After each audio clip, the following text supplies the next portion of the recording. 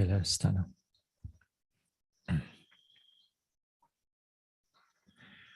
Kayena vacha chittena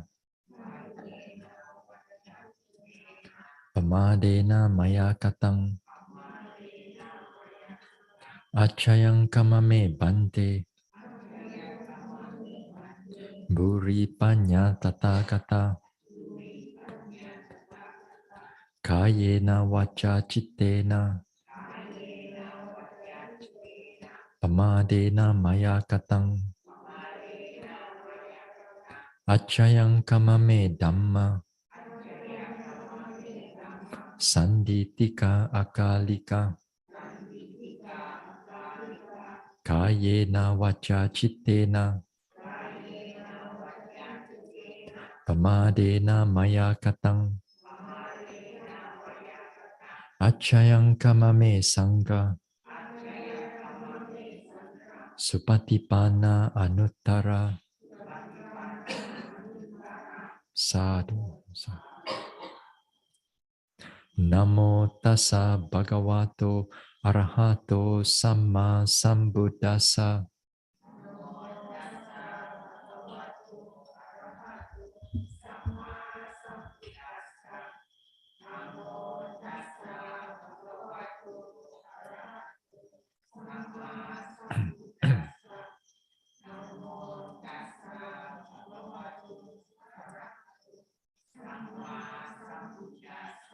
Buddhang saranang gacchami. Dhammang saranang gacchami. Sanghang saranang gacchami.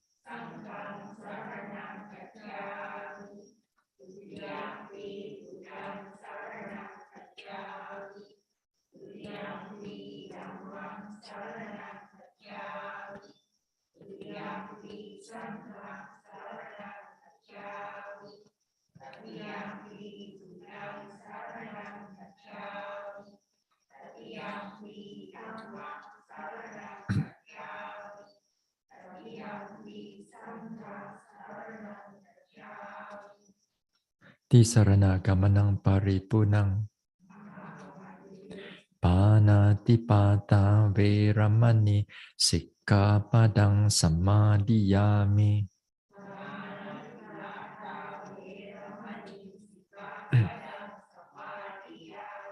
Adina dana veramani sikkhapadang samadhiyami.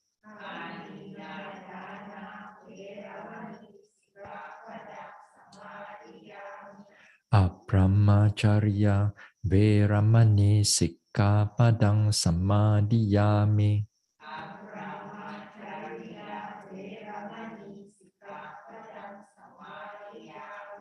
Musawada veramani sikkhapadang samadhiyami.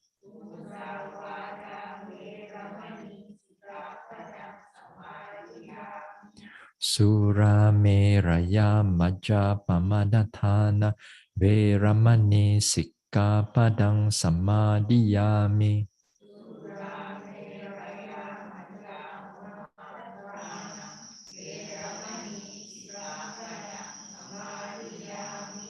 Vikala bhojana veramani sikkhapadang samadhiyami.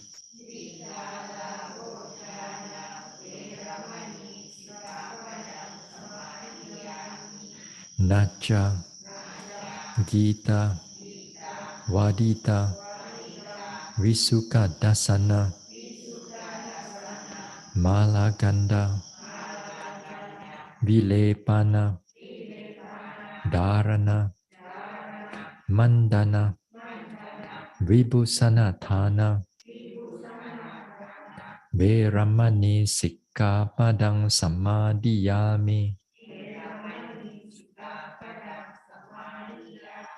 Uchasayana Mahasayana Veramani sikkhapadang samadhiyami.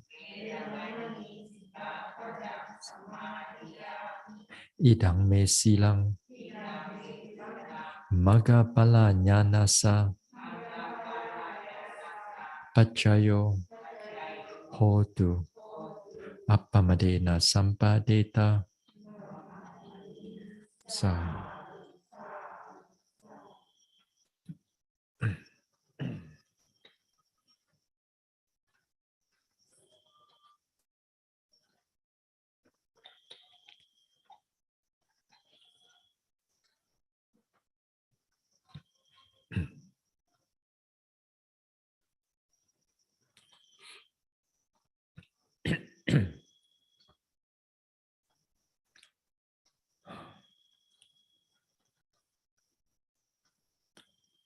All right, let us do some guided mudita.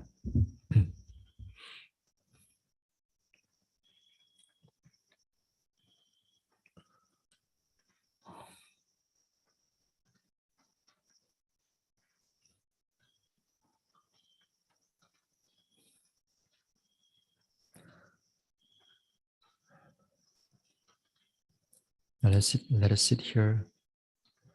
We let go of all the vipassana objects. Just keep the mind calm, open, present, peaceful.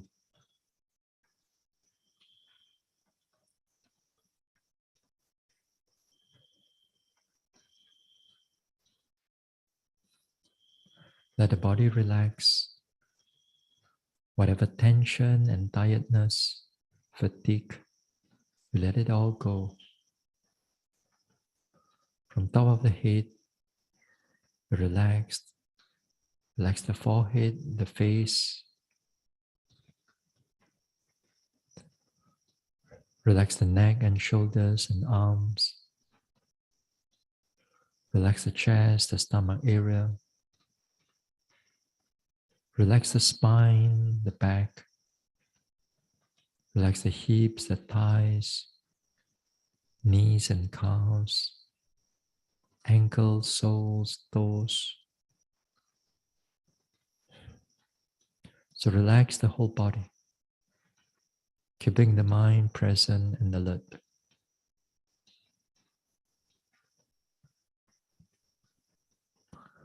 Let us recall some dana that we have done in the past, offerings. With that recalling of the act, bring about that happiness. Bring about the happiness in ourselves. That is the nature of mudita.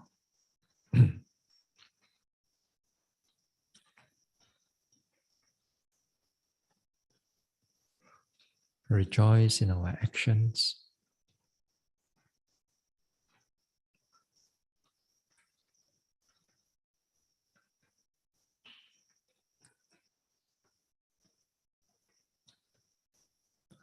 Whatever material gains I've accumulated from the past, present, or in the future, may all these gains do not disappear, do not diminish, do not fade away. May all my spiritual gains that I've accumulated from the past, in the present, or later, or in the future, may all these gains do not fade away, do not disappear or lost.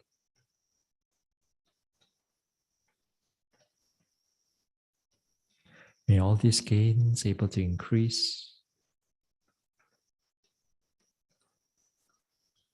for my happiness and welfare, for my well-being,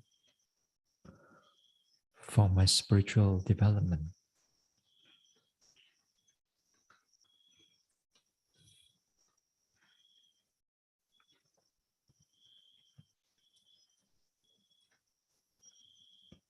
May all my gains do not fade away. May all my gains able to increase for my happiness, for my welfare, for my spiritual growth.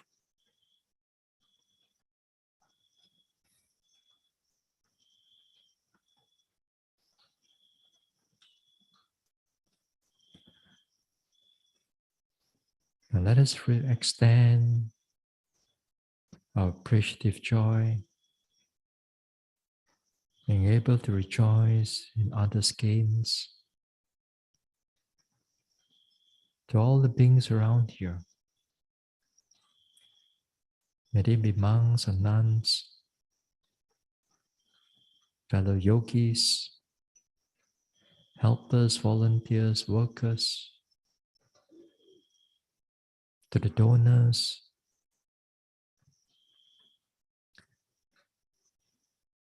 to the supporters,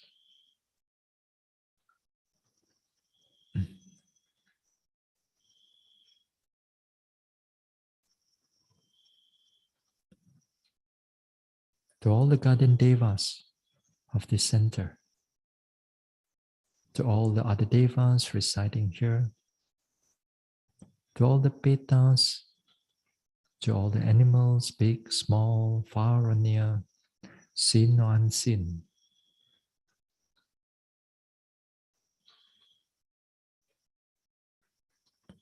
May all their material accumulations from the past, present or future,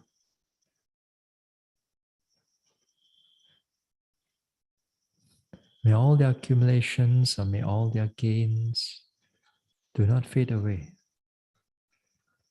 do not disappear or lost. May all their gains able to increase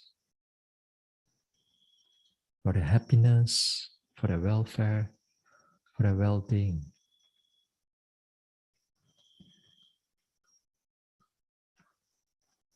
May all their spiritual accumulations, spiritual gains from the past, present or future, may all their gains do not disappear. May all their gains do not fade away. May they all able to increase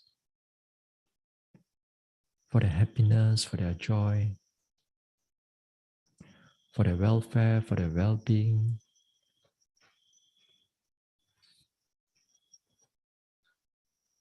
and for their spiritual development.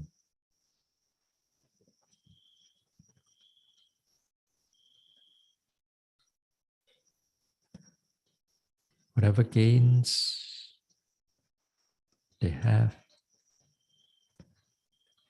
may all their gains able to increase and not disappear. Give rise to their happiness and joy. Give rise to their spiritual development.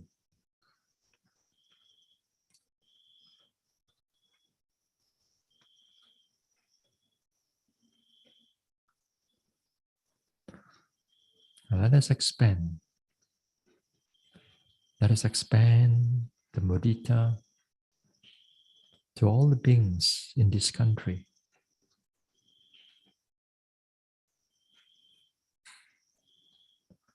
To all the beings in this country, may they be humans or non-humans. May they be devas or petas, or animals big or small, far or near, seen or unseen.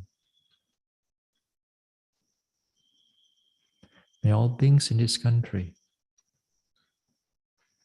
whatever material gains they accumulate from the past, present or future,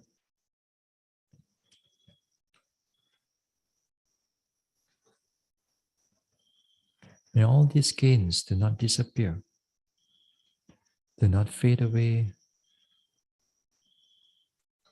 May all these gains able to increase, give them happiness and joy.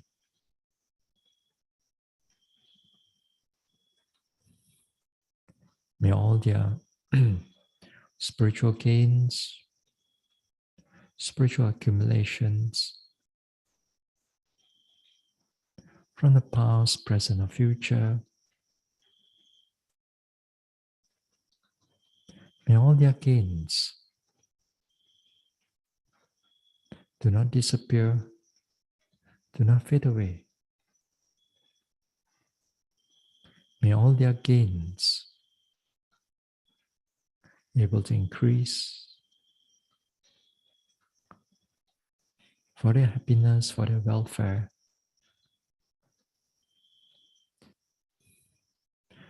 for their spiritual development.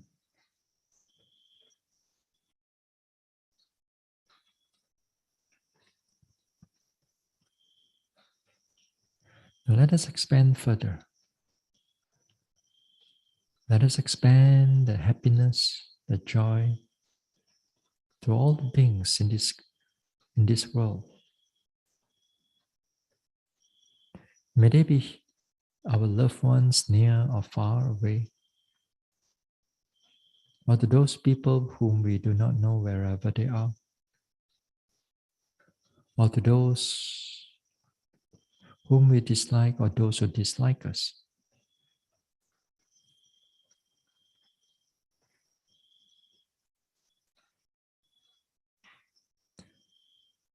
To all the guardian devas of the Buddha Sasana,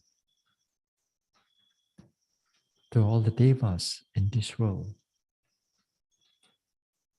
to all the petas,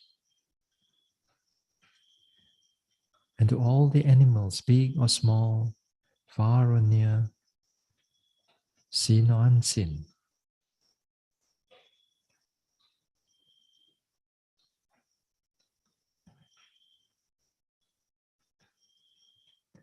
May all beings without exception, whatever spiritual accumulation, whatever material accumulation they have gained from the past, present or future, may all these gains do not fade away.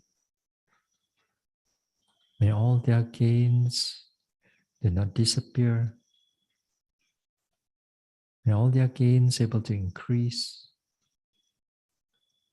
for their happiness, for their joy, for their well-being, for their welfare.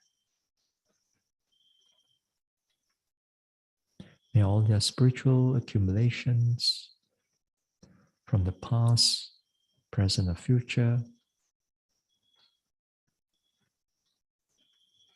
may all their accumulations, may all their gains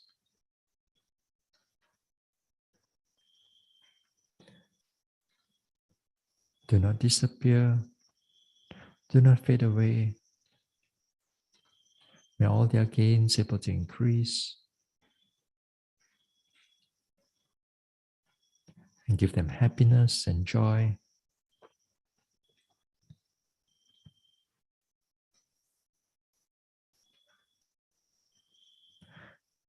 For their welfare, for their well-being, for their spiritual growth.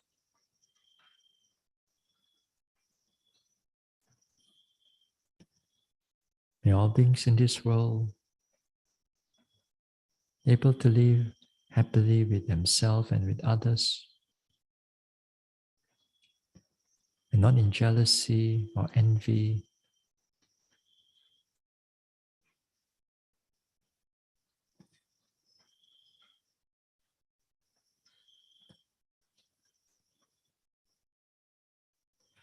May all their gains do not disappear, do not be lost.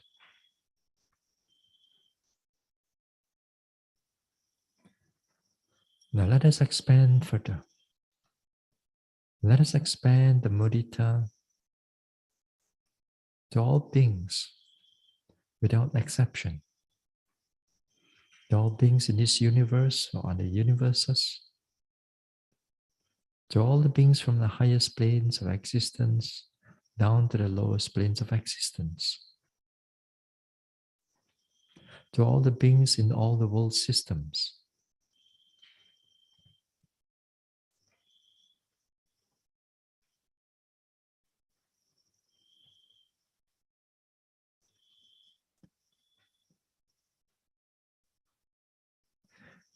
May all beings, whatever material accumulations from their past, present, or future, may all these gains, may all their gains do not disappear, do not fade away. May all their gains able to increase for their happiness, for their welfare, for their well-being.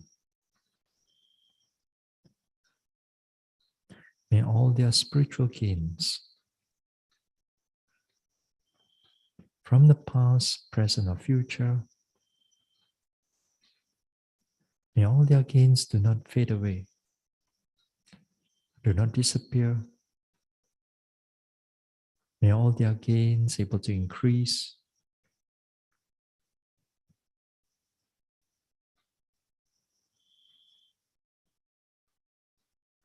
May all their gains give rise to happiness, to joy, give rise to their spiritual development.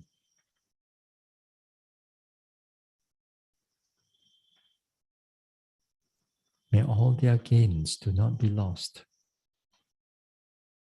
May all their gains able to increase. May all their gains do not fade away.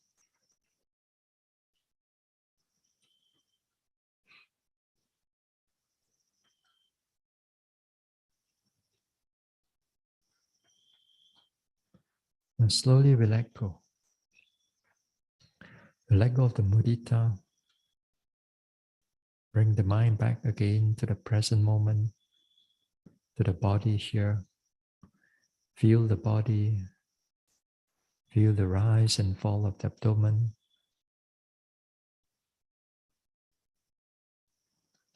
Then we can slowly open our eyes.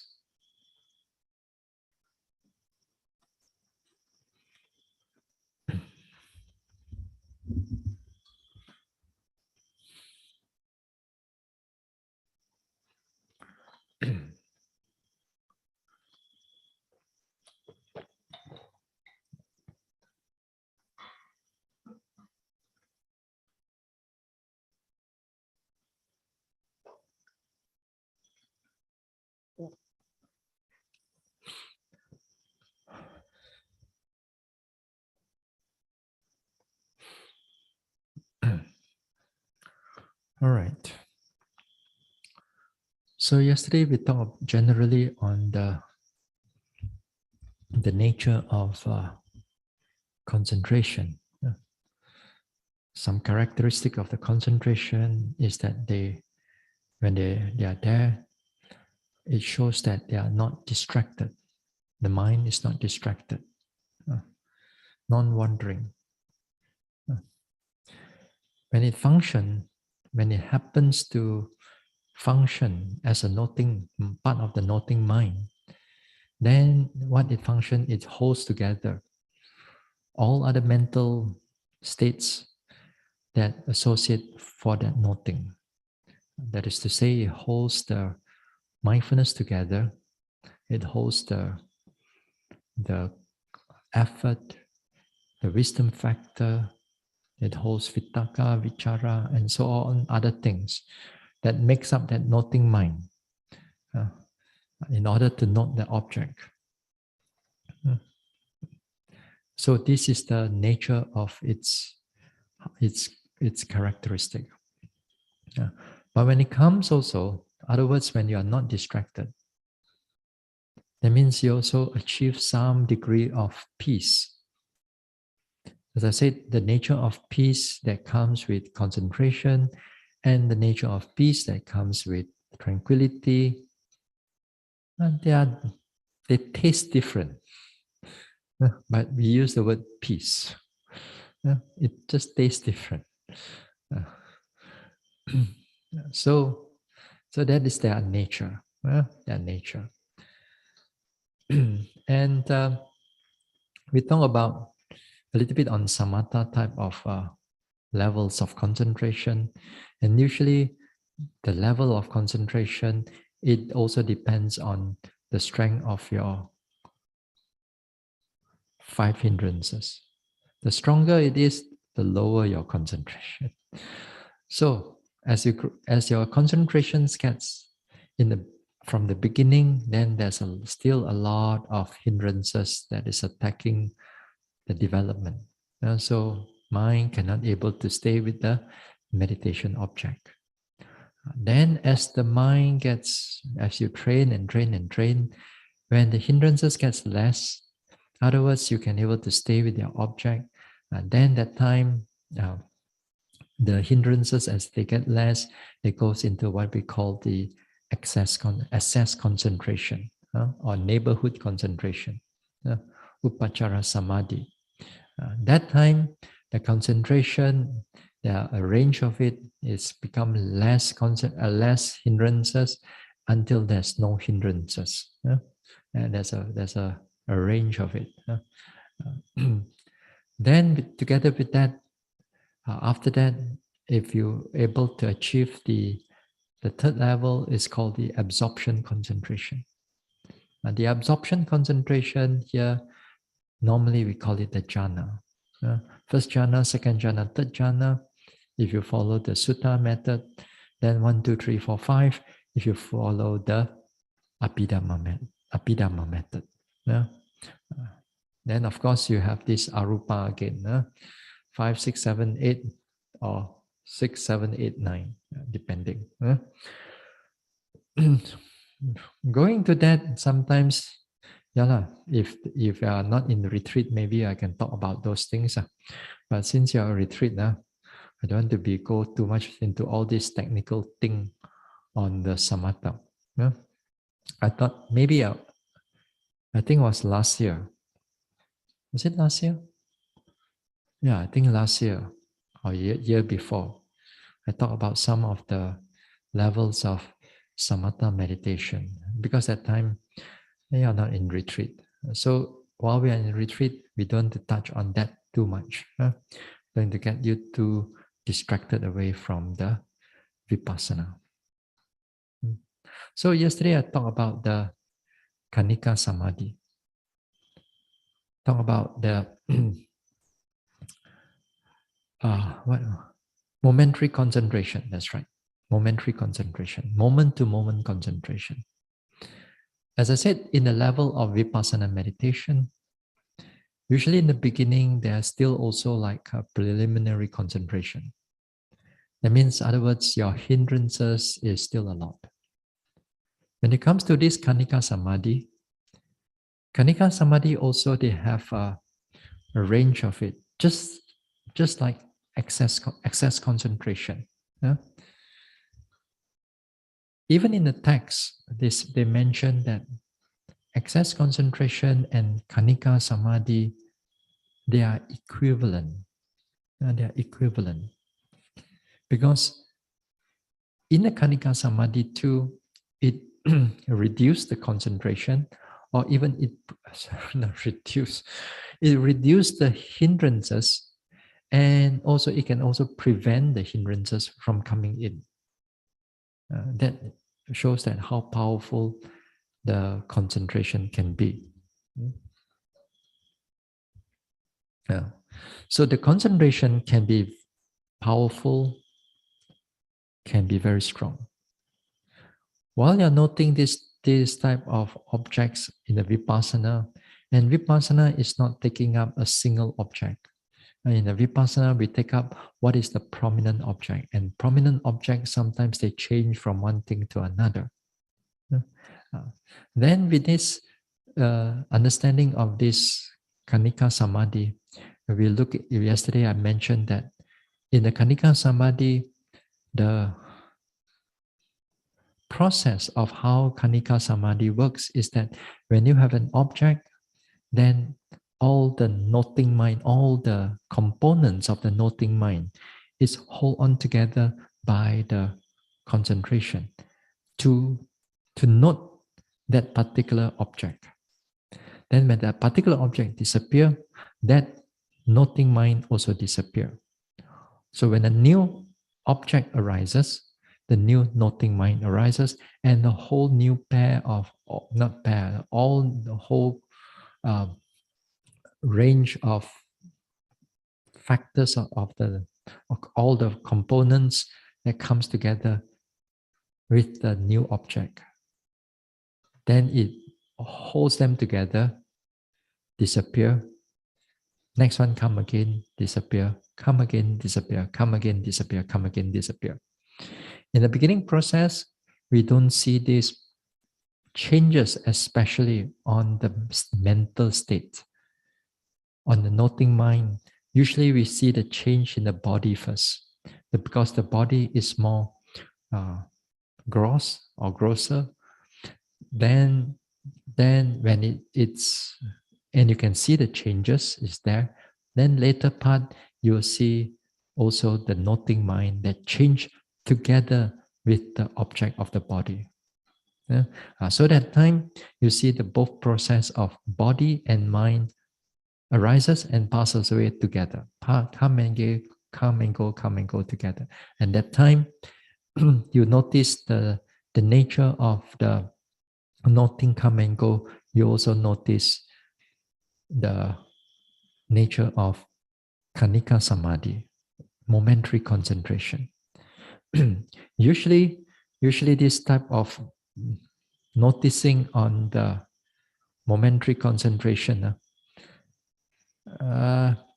usually on the fifth insight, then insight, the knowledge of dissolution, usually around that insight, then some yogis who are sharp enough, they can see the process of everything is disappearing, everything is going into dissolution, everything is going into like breaking up and so on, everything. And then not the body, it's like breaking up, keep breaking up. Then after that, they note the mind, as if like the mind also is breaking up. Then later they come together, both and mind comes together, they are breaking up in a sense of arising and passing away. So that time the yogi sees them quite clearly. Of course, in the higher levels, also in the deeper development, then the nature of this arising and passing away becomes even more stronger, more clearer. So something like that on this Kanika Samadhi, although so understand this Kanika Samadhi is one thing, but what I'm more interested is usually a yogi, make sure a yogi knows what is mindfulness and what is concentration. Because these two will actually helps you to develop the meditation better. Even you know all the theory about Kanika Samadhi, you all know the theory about all the concentration, but when you come to meditation, you do not know how to meditate. You do not know how to differentiate which one is which one. Because there's easily for yogis to become confused inside there. Not to say confused. They don't realize that it's just concentration without mindfulness. So again and again, we have to push the mindfulness to the front. We have to learn to push the mindfulness to the front. Other words, that you pay attention to the object which is prominent, clear to you. Then we are not only taking one object, but we are taking whatever object becomes prominent. In that sense, you will see the prominency of an object. Again here, when you are more in the deeper aspect of the practice, you see the prominency, and the prominency of the object sometimes doesn't even last 1 second. Sometimes even last less than a second, and then it's already changing. Then another, but the moment you notice it, it already disappear. It moves to another. Then the moment you disappear, come, go, come, go, come, go, come, go, come, go, you don't even know what you're noting, but you're still noting. Huh? You don't know what is the mind, you do not know what is the body, because that time thinking also don't come in. All you know is just this one arising and passing away. So if you're able to do that, that means the mindfulness is there. Concentration also is there because everything is in the state of balance. Uh, So that is good. But the way of Mahasi method now, you see. You see, the way of Mahasi method now, you see that, wait, before we talk about how the Mahasi method is working, the way of Satipatthana, the way of Satipatthana is not taking up a single object yet. Like, for example, what we do in the Mahasi method, that we take rising, falling as a primary object, then you have secondary object. That one is slightly based on samatha also, a technique of samatha that is adopted into vipassana. In the way of vipassana, pure vipassana, is that when you sit down, you just take whatever object is prominent. Yeah, you're supposed to, in the pure vipassana, you're supposed to take up the whatever object that is prominent. If you sit down, whether you are a beginner or whether you are a more advanced yogi, then your object is to take up more, whichever that is more prominent. Say, for example, you sit down, just if so happen the in-breath, out-breath is prominent, you take up in-breath, out-breath.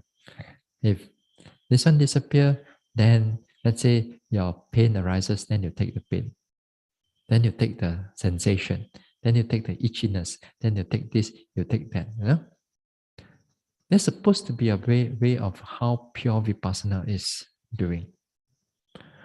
But Mahasi method, it doesn't start with that way. It starts with a main object first. It starts off with a main object, which is the rising and falling. Okay? You start off with that, right? After that, you start off with that rising and falling. Then, if other object becomes prominent, you note the other object. That other object is not prominent, what do? You come back to the main object. That's how we do in the process of Mahasi method. Now, in this way, we find that yogis are easy, pure, dry inside worker, sukha vipassaka. The dry inside worker. That means you are only do vipassana purely. You don't touch on samatha. But somehow or another, we adopt the samatha way into vipassana, that you pay attention to a main object. Whereas in pure vipassana, only if you do vipassana, there's no main object. There's only whichever is prominent. Okay? So therefore, there's a little bit of adoption of samatha way into the Mahasi method. It takes up a single object to pay attention to its characteristic, not just take up the object only, but to pay attention to its characteristic. That means whether it's fast, slow, long, short, that is when you turn the object into a vipassana way. And you turn that into a vipassana way. So as the yogi gets further into the development, as the mindfulness gets clearer and clearer and faster, then that time, prominency of an object becomes much more pronounced, much more clearer. it can comes in every object like pain, it can comes in pressure, thoughts, thinking, planning, everything becomes an object for them, for that yogi. And then the yogi don't have to take up even rising and falling anymore. So in a way, so from the way of rising and falling, which is take up a primary object, into later part, whichever object is prominent. So still, it brings you from there into the way of how object is being noted in that way. So it's a skill actually. It's a great technique. I mean, for me, the way I meditate with this way, I find it is a great technique. It's a great technique that you adopt a little bit on the samatha way, put it into vipassana. Then from a vipassana, it goes back to pure vipassana. You see what I mean here? Yeah. So, so the way we start off, so there's some degree of the way of samatha also. Not totally that we ignore samatha. Yeah. In the way of vipassana, whichever, whether you're taking up Mahasi method, you take up whatever method, what is important here is to catch hold of the characteristic of the object. Because the development of samatha is catch hold on the object, but not the characteristic of the object. That is two different things here. Yeah? Other words, as long as your object of the body or the mind has characteristics, therefore it can become a vipassana object. In the samatha, we only take the object only and not the characteristic. Other words, for example, when you take up in breath, out breath, you just only take in, out of the in breath, out breath. You don't worry about it whether it's long or short. But if you go into vipassana, let's say you're taking an in breath, out breath, you got to know whether it's getting longer or it's getting shorter or it's getting warmer, or from warmer it changed to colder, colder it changed this way, that way. It's, you have to see its characteristic, its nature. That's all the beginning nature. But in the later part of the characteristic, they are like changing, the in-breath change to in rising and passing away, change and law of changes, anatta, dukkha, anicca, dukkha, anatta, all connected with the in-breath, out-breath. So with that, you're looking at the characteristic and then it turns into vipassana. Then, if you just note it as just in-breath, out-breath, then it goes into the way of samatha. Okay? So that's why in the vipassana, we need to observe its characteristic, and that is really important. So that's why sometimes with this differentiation of the way how we pay attention to an object. That's why, as I said, in the beginning, normally we don't try to teach yogis to take up in-breath, out-breath first. Because sometimes some yogis, they come in from other places, from retreat, they do in-breath, out-breath as a samatha way. Then when they do a samatha way, samatha also you count dim already. Then you come into, let's say, into a retreat, and you want to do a vipassana way. Then samatha also you really count dim already. Then you want to come into vipassana and you try to differentiate how to watch an object again. The same object, but watch it differently. The mind is not so easy for us to differentiate this way. The habit of the mind, normally a yogi will tend to go back into the way of samatha. Because going back to the way of samatha is much easier. You don't have to go and take note of the detail of the characteristic. Whereas Vipassana is not easy. Vipassana is to see those characteristics. You got to make an effort to notice what is going on. And that type of noticing its detail, it's throughout your samsara. Perhaps you have not tried that before. And this type of wisdom is that we are lacking. Is that we are lacking of this type of wisdom. Is the noticing of that characteristic is where the actual wisdom, proper wisdom that gets you out of enlightenment will start to grow. If you don't check, if your mind doesn't note and it doesn't pay attention to all these characteristics, then there's no growth in the vipassana. So in other words, you see, the way of Mahasi method also there's some degree of samatha involved, technique like especially, but the way of noting is always noting the characteristic.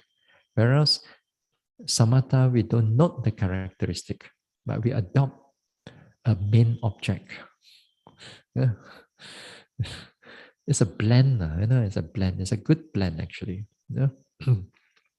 Now, what I'm going to talk. So yeah, so we know about, at least we know about the mindfulness and we know about the concentration. Yeah? You see, when a yogi doesn't know what is mindfulness and what is concentration, as I said again a few times already, that normally yogis will tend to go into concentration and not mindfulness.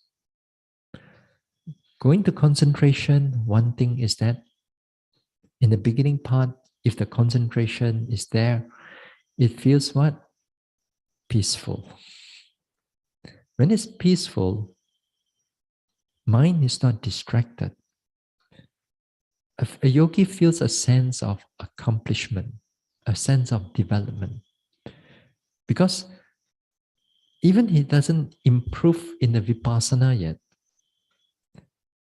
then when you feel some degree of calmness, comparative to when you are when you are out there, not meditating and doing work and doing whatever that in your life, then when you come into a meditation, you find some degree of peace. You find some degree of peace, you find that that is some accomplishment, you feel good about it. When you feel good about it, the yogi usually tends to stay with that peaceful state of mind. And it's easy and it's good. You don't feel pain, you don't feel anger, you don't feel, and the mind is not distracted.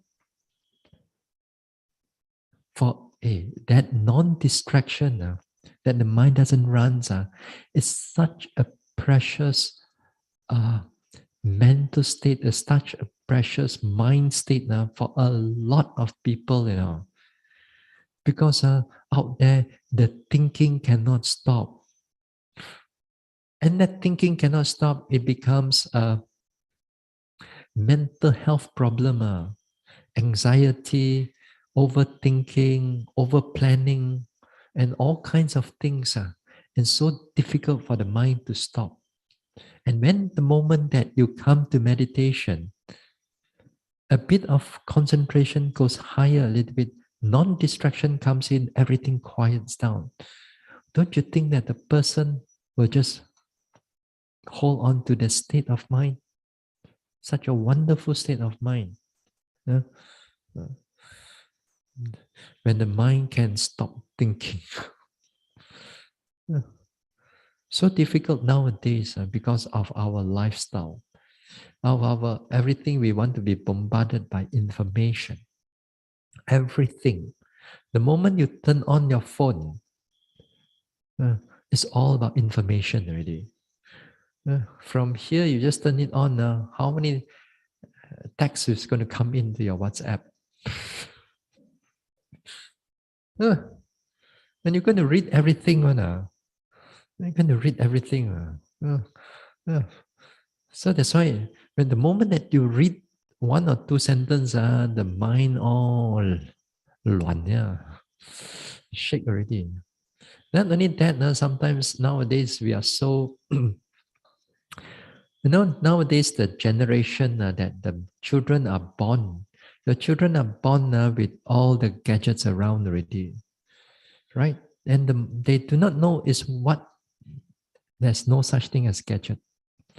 The more privileged one, anybody now can get a phone and everything. Yeah. you know, uh, since we're talking about all this information and all these things, there are studies like 6, 7 years ago, I read, that time they predict that teenagers is going to go out from Facebook. Most of the teenagers, they're going to go out from Facebook. Then when they go out from Facebook, they're going to go into other platforms, other social media platforms, which of course now is like the TikTok and all that thing, Instagram and everything. You know why? Because the older generation begin to use TikTok like you and me. Use all this, sorry, not TikTok, Facebook. They use a lot of Facebook. That's why a lot of them are moving out into things that usually the older generation cannot come in. Like you go into TikTok, there go a few dancers here and there. You old people, what do you want to do? You can see only, but you cannot do.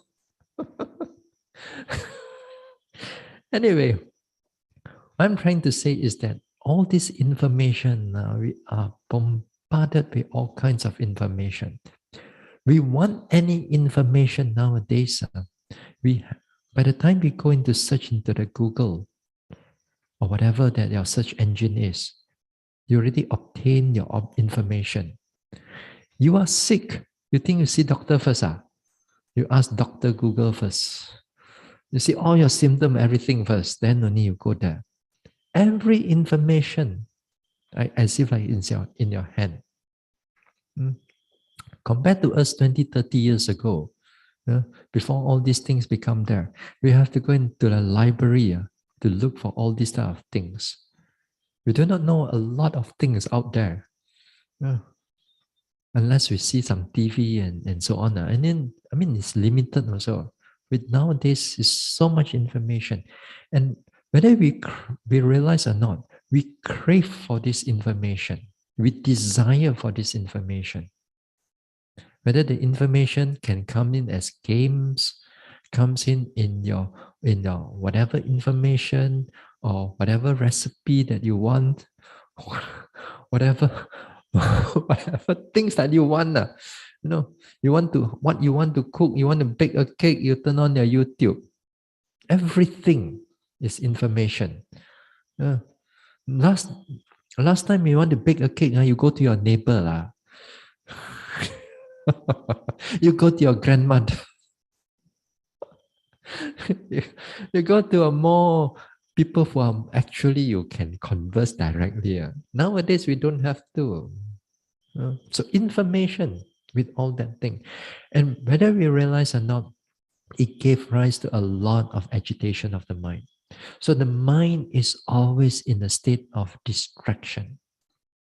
The moment we sit down, not doing anything, the mobile phone come up in our hands. It comes up in our hands. Because of that, the mind is always distracted. So because of that, and for some people, that type of information, over information, the mind cannot stop thinking and it becomes a mental health issue. With that mental health issue, all they want is to stop the thinking. Now, if you can able to achieve that non-distraction, non-wandering state of mind, they will attach to it strongly. Yeah? So to a number of times, we meet with this type of yogis. We meet with this type of yogis. The moment the mind settle down quietly. The mind doesn't want to meditate anymore. It just want, it looks like the person is still meditating externally, but internally it's just nothing there. And it's just peaceful. And if let's say there's no interview, there's nobody guide, there's no proper teachers are there or proper instructors are there, then the yogi will just carry on in this way for a long, long period of time. They feel good, they feel achieved because comparatively to the a lot of thinking of the mind out there and right out over here, it feels really good. So because of that, it's like that. And then the concentration is there without the mindfulness. Craving is all there. You know? So these things happen. Now, sometimes yogis, when they come to meditation, certain characteristic of the yogi is that they are perfectionist. Perfectionist type of character, you know. Everything they do because of their, maybe because of their career, because of their lifestyle and so on, then they are so perfectionist. People can't stand them. People can't work for them. I'm sure once in a while you may find your bosses or your colleague or even your family members could be like that, or certain friends are like that, or maybe you are like that. Yeah. Trying to be so perfect. Yeah. When it's so perfect, one of the things is that when they do the meditation perfect, is that there must not be any form of thinking coming in, or they don't want any form of thinking coming in.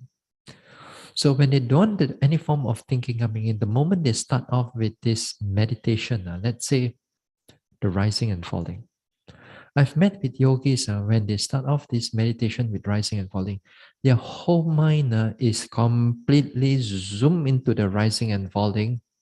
Hold on to it strongly and don't let the mind goes into any form of thinking. Nghe nghe, no, it really, really pulls the mind into notice in this way. I've seen a number of one or two or three. And there's at least there's one still around, still meditating. At least, but many of them has disappeared, gone, cannot take it. They do in this way. They take up the rising and falling because again here they take up the concept of a single object. The whole idea about a single object, and they just take the rising and falling. So they press the mind onto it with the rising and falling. We thought that with this rising and falling, you can able to gain um, you can able to gain deep concentration, deep mindfulness, that you can able to notice all forms of things. You can notice all kinds of things. But after that, the mind go haywire. All the tension and all the tiredness and so on becomes so tight, the whole mind. Hold on now. Kelvin, you dropped something here. Veronica?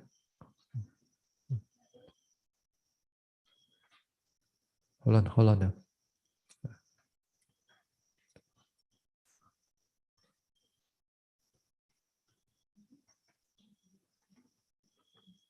Hold on, everybody in the online.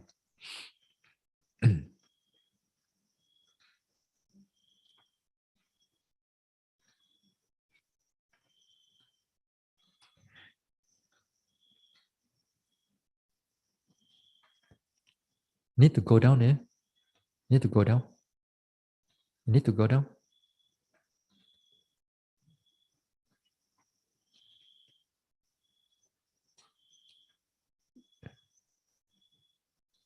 Okay.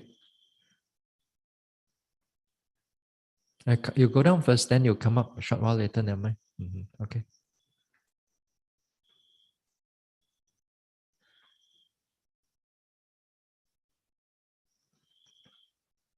Ken?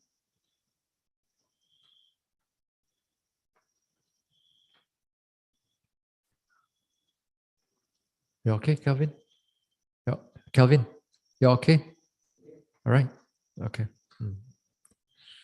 All right, let's just continue. Now, as I said that some yogis, they focus on the object too strongly and they don't realize it. They're such a perfectionist that they don't want the thoughts, any thoughts of coming up. So with that, the whole mind gets into a lot of tension, a lot of tension. This is not just one sitting. This is sitting after sitting after sitting after sitting after sitting after sitting. Retreat after retreat after retreat, they do it in this way. And then they end up with a lot of migraine. No progress, not much of mindfulness, although the effort is there, but does not produce the result. But it end up with a lot of tension. So there are people like that. Once in a while, I do meet with this type of people. And it's just too bad. When these things happen, again, sometimes there are certain other factors are also involved. Strong factors are also involved, not just only concentration, but how they understand the nature or the practice itself. And also, not only that, external influences also, especially if it are the wrong people. And because of that, they end up with over concentration. And when it comes to that over concentration, it's not just easy that you just reduce the concentration, everything go back square one. No. It doesn't happen like that. Because you already make it into a habit of the mind that every time you sit down, every time you do your walking or whatever form of your meditation that you're going to do, even you want to do this method, let's say don't do Mahasi method, never mind, fine. They're going to start with other form of method. That that nature of the habit will still be there until they make an effort to learn to reduce the whole concentration. So it takes time. Some people, too bad, sometimes it kind of like produce a certain uh, phobia for the meditation or certain resentment of a certain method of meditation. Some people I've met with this type of meditation, the over concentration they had, then they don't blame themselves, they blame the method. They don't blame themselves, they blame the method. Uh, So this over concentration thing, it can be a big problem to many yogis. So try not to go into that. And not going into that, that means we must learn to know what is over concentration also. If not, if you do not know those things, then when it arises right in front of you, you don't even know what is going on. So, you know the nature of this one, the nature of when the mind noting is an optimum level, that means when you're noting an object, you can see the object very clearly, what is really going on. Very nice and things are really clear. That time the mind is its optimum level. That means everything is in the balance. Everything is in the balance, which is good. That time you have all you need to do is just be patient and just keep on watching, noting, and later part it will become clearer, or it will become the process will change or whatever things will happen. Now, if you're able to do that, then well and good. But sometimes yogis don't do that often. What they do is that when they take up an object is clear. What they do is that they want to see even more clearer, even more clearer. Things are changing, let's say, rising, falling, very soon already, sui. But after that, I want to see clearer, clearer, clearer. That is how the way I call it. Now you begin to drill into your object, into it. Yeah, that for some yogis it goes into over concentration. For some yogis, that way it goes into over effort. Then after that, the whole object gone. After that, the whole mind cannot function, cannot notice, or the object becomes very light, very small, it faded off. Because the nature of the concentration, because when it becomes slightly over concentrated, when the mindfulness cannot keep up with the concentration, your object tends to become like fading off. It can still be there, but it's kind of fading off already because you keep on pushing on it. If it's in the balanced state, then you'll be like just now very clearly what is going on. So, so, so the whole thing is that yogis thought that by the way of try to push harder into it, drill into it, the faster the progress. You're going to knock your head on the wall long enough. That's why over time, yogis cannot progress. They got object already, but impatient. Just have to hold the horse. Like the Buddha said, no, the Buddha, like the chariots, they says that when the horse are running smoothly, you don't go and kacau it, let the horse run, go and some more you. Then sure the horse go gila, Then let it run smoothly. Don't overexert, don't underexert. Just let it run. Just be patient. Yeah. So this is one of the signs that a yogi tends to over push an object. Object is clear, pay attention to it. But of course, at times, there are times you have to learn to trial and error. If let's say sometimes you push a little bit, things become a little bit more clearer. Then stay there for a while. If it's going to push some more, it becomes not so clear already, and then you learn to reduce a little bit. It means you learn to reduce your concentration a little bit, like just before that. This time it's like, you're fine-tuning your concentration already. You're fine-tuning area. This is not easy for a beginner's yogi. This only you can do it while you are in a retreat. And not only while you're in a retreat, but also while you are like 5 days, 6 days, 1 week, 10 days into the retreat. Then perhaps you can do something like that. When your objects are clear to you. So you learn to fine-tune a little bit.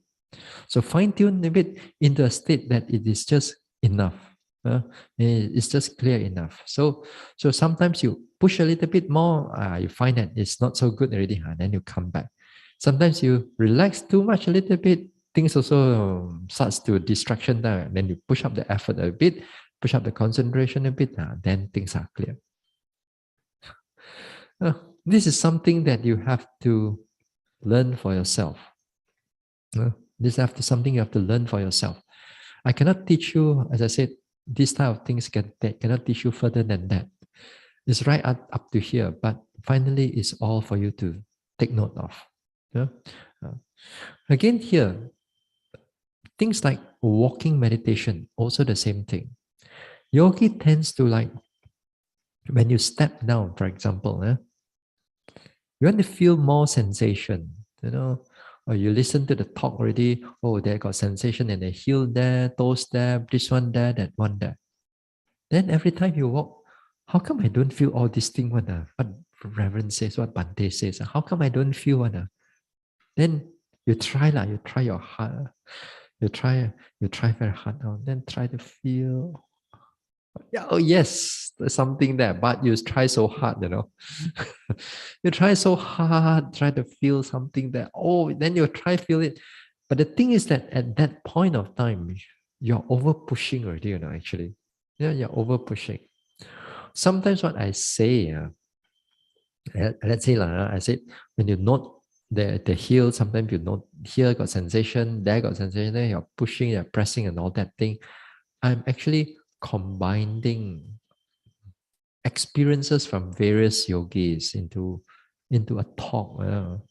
Not every time you touch down, you see everything. Don't get me wrong. Sometimes you may only see one characteristic. Maybe you just only see a pressure there. You may not feel the heat. Or you may feel something cold and pressure a little bit. Then nothing else.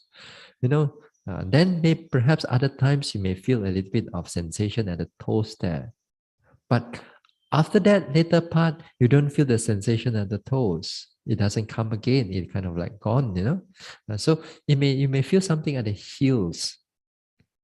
So once in a while, the heels may become clearer, other parts not so clear. But when I give a talk, sometimes I mention a number of things.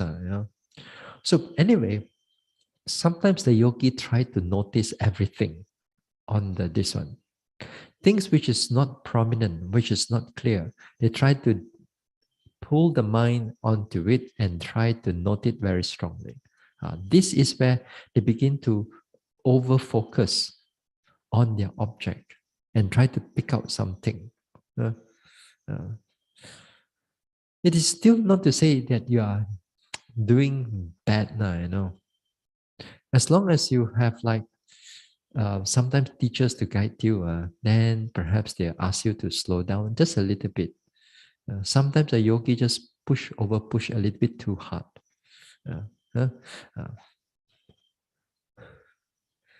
Then on the other extreme, there are yogis who just touch on it. They don't really want to feel anything. Then this is another extreme. Then that means the mind is not really noticing what is going on.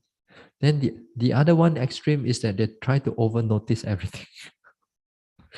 So there'll become the time that there is a balance there. Just enough for the progress, but not overdo or not underdo. So this is where you have to learn the balance is there. Okay, this is one thing. So don't over drill into your objects. This is one of the biggest problem of a yogi when they begin to have impatience in the practice. They tend to over drill into the practice, over push, and over concentration that comes in. What else? When the over concentration is coming in. Again, here, like in the walking meditation, also the same thing. Yogis sometimes they tend to just do the 3 phase or the slowest phase. Sometimes within the 3 phase, lifting, pushing, dropping, there's different speed of lifting, pushing, dropping. Sometimes in the beginning of the lifting, pushing, dropping, when you start off, let's say 20 minutes or 15 minutes later, after you relax the body with 1 phase or 2 phase, then when you start the lifting, pushing, dropping, this lifting, pushing, dropping got different speed. Sometimes it can go faster, sometimes it can go slower. Faster or slower, it will be good that you learn to feel how the mind is like. Sometimes all you need to do is something a little bit faster, then everything is clear. Very clear. Sometimes you need to go a little bit slower, to really feel the sensation, then a lot of sensation comes in very clearly. And it's quite, you feel quite satisfied, quite relaxed. So it's good for that time.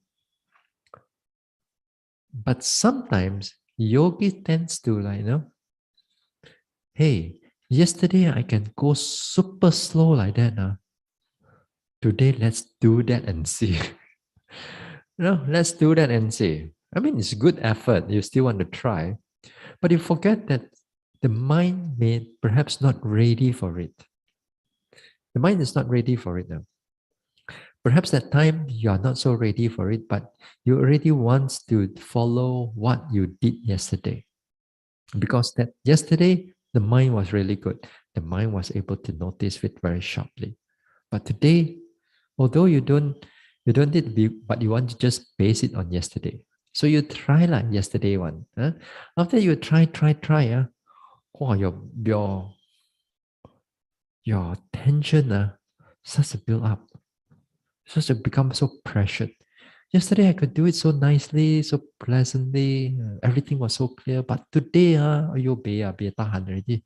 So tighten up already. But then you still keep doing. Yeah, you still keep doing very super slow, lifting, push. Wow. Then after that, the whole tension of the body arises. It becomes so pressured up. The head becomes so pressured. This one is so pressured. That time, when all these type of signs of over pressure is coming in, which is normally you do not have it. Normally you do not have it. When these things come in, these are again the sign of over concentration coming in. You still can able to notice, but your mind is very hard. Can still able to notice. This is a bit of over concentration, and the tension is building up already. Again, here, these are what we call the signs of over concentration is coming in. So again, a yogi must learn to pick out this type of signs. So this is one thing. Another way yogi also tends to fall into over concentration is that you're noting your object noting rising, falling. Let's say you're sitting there, rising, falling, sitting there. Everything was clear. You push on it. You push on it. You want to see clear. Then after that, the mind becomes dull.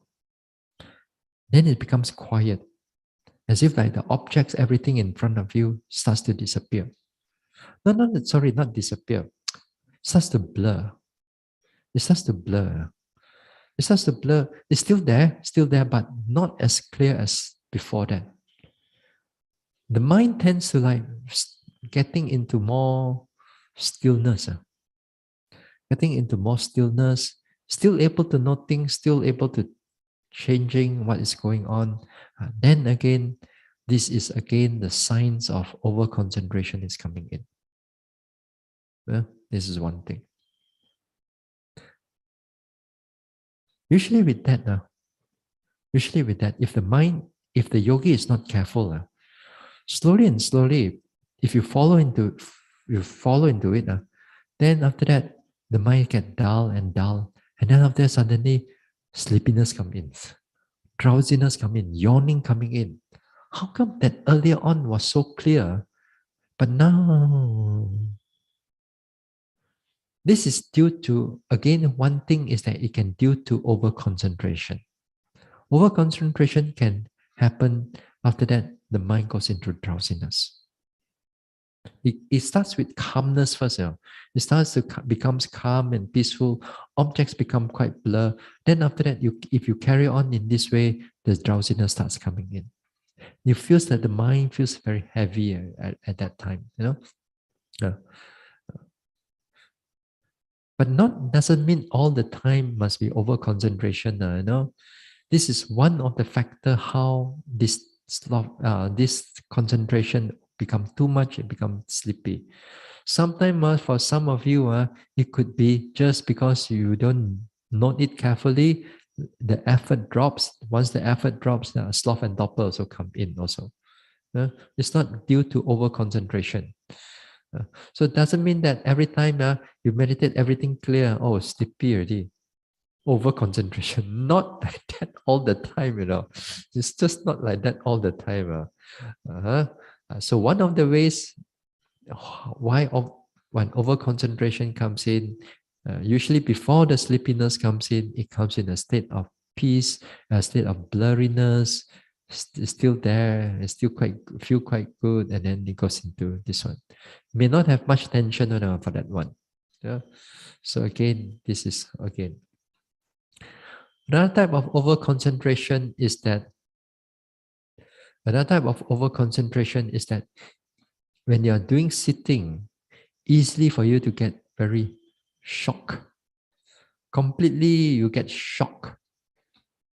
This is not a joy, like, suddenly you get like electric shock, and then no, it's not. That one is different.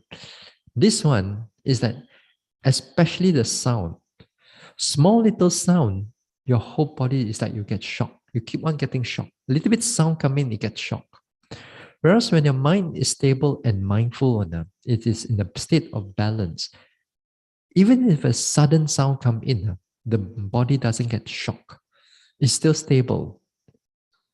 It doesn't get shocked. Suddenly there's you get frightened or you get shocked in that way. So this is one of the signs also that you concentrate on an object too strongly. You hold on to too strongly, and then it builds up a little bit of concentration, then this thing happen. Yeah. So what can we do with this type of over concentration? Yeah.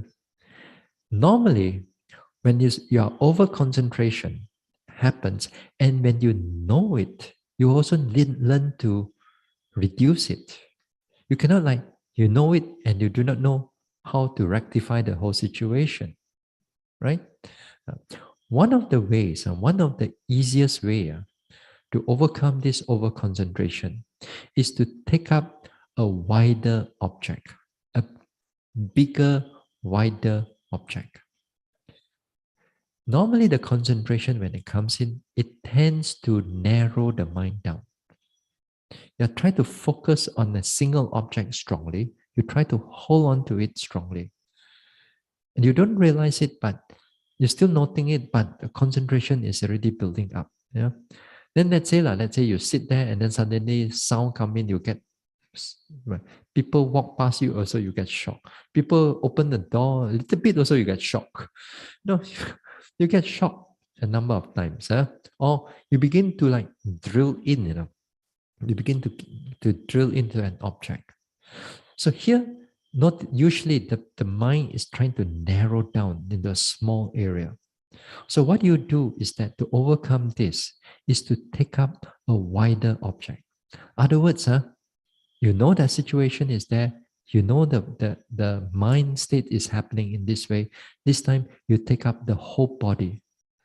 As if you spread out the whole noting from the scanning from the top of the head throughout the whole body. Yeah, you scan it through. Bring it up to the body, scan it through. From head, scan it through to the body, go to the bottom, scan it to the up. Yeah, let's do it a few times. Up. First, just spread out the noting mind. Yeah?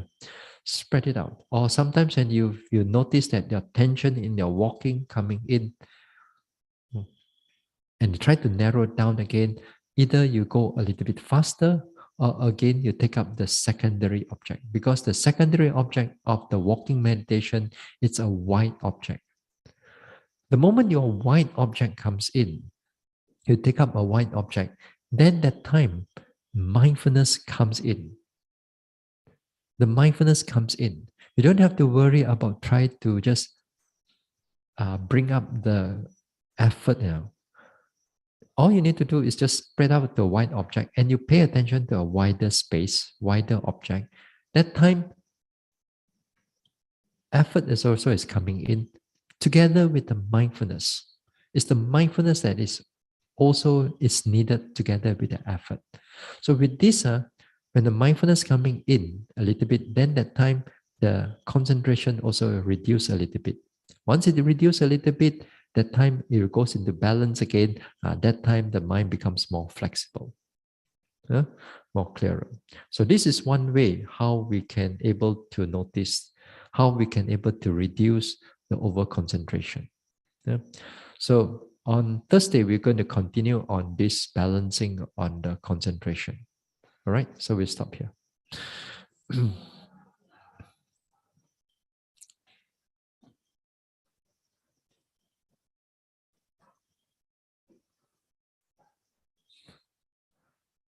All right. Share the merits. Idang may bawanang